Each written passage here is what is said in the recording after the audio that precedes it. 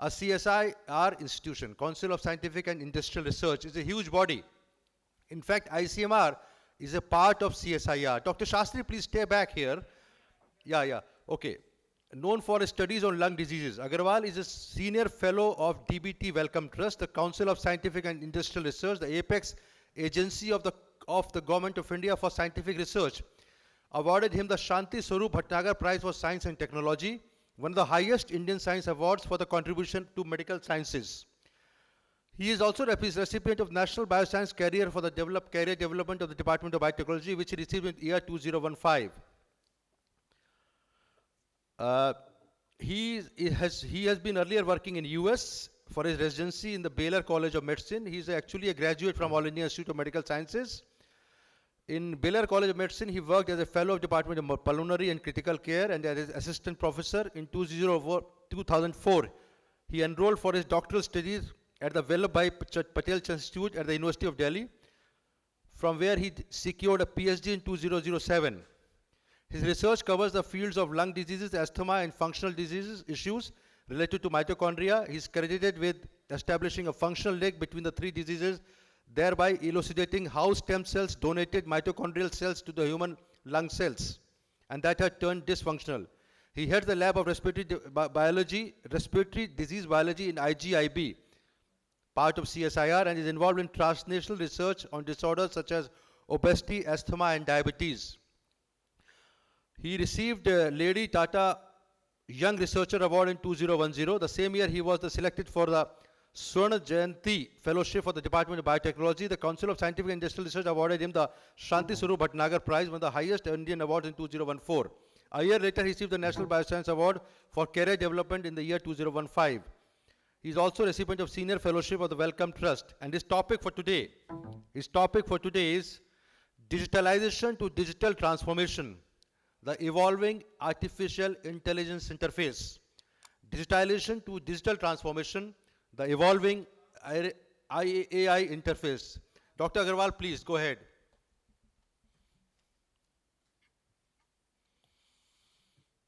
Thank you very much for the kind introduction. You will see my slides very soon. Yeah, we can see your slides very well. So I'll be speaking to you very briefly today about digitization to digital transformation, an important journey on the health AI interface.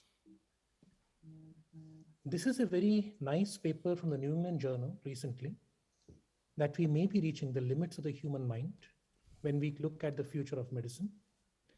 And the problem is that knowledge is expanding very rapidly. The newer types of systems generate far more data than is possible for a human being to easily be able to see. And if the root cause of our challenges is complexity, the solutions are very unlikely to be simple. I would like to point out as I begin that the concept of AI is not new at all. Even back in 1950s, there were lots of papers looking at computers in medicine.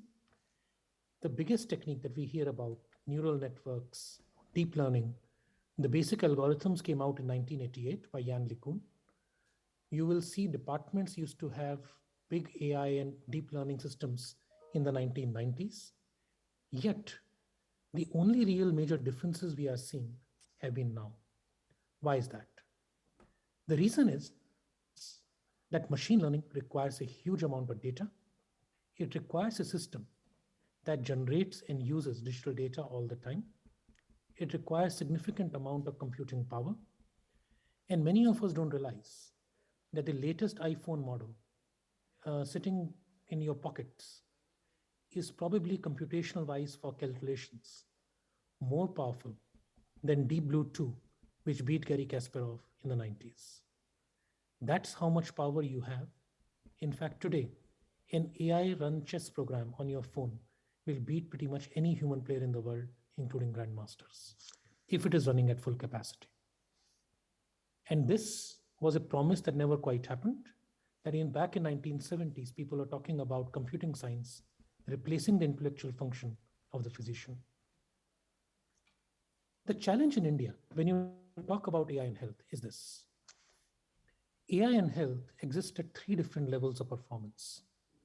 In digitization, where everything is analog, there is nothing electronic.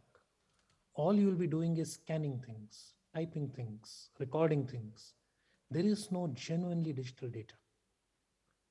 Then there will be digitalization that you might see in a hospital, like I show here below. Here, all your systems are generating digital data. Your medical records may be electronic. But the minute you step out of this hospital and want to go somewhere else in the medical system, you're back to the old analog world. You will take a printout, and that printout you will take to the next doctor. Then comes what we talk about as the digital transformation, the vision that the government has put under National Digital Health Mission, now called Ayushman Bharat Digital Mission. Here, the idea is everything is digital. Your identity by Aadhaar, your financial transactions by UPI, your health records by National Health ID. You only go to digitalized places that can keep adding more digital data to your records. You control how much the next person sees. But as you walk into the next hospital, all you need to do is provide your ID, and they will have all the information contained against your name and your ID that you permitted. So this would be a health stack built on top of India Stack. As a digital public good concept, the government pays for building this, and people build applications on top of it, which make life easy and cheap. Today, India is probably the easiest place in the world for anybody to make secure payments from their phones. And that is something you hope to see in health, and that will enable the vision of AI health in the future. But what is the vision? What are the possibilities?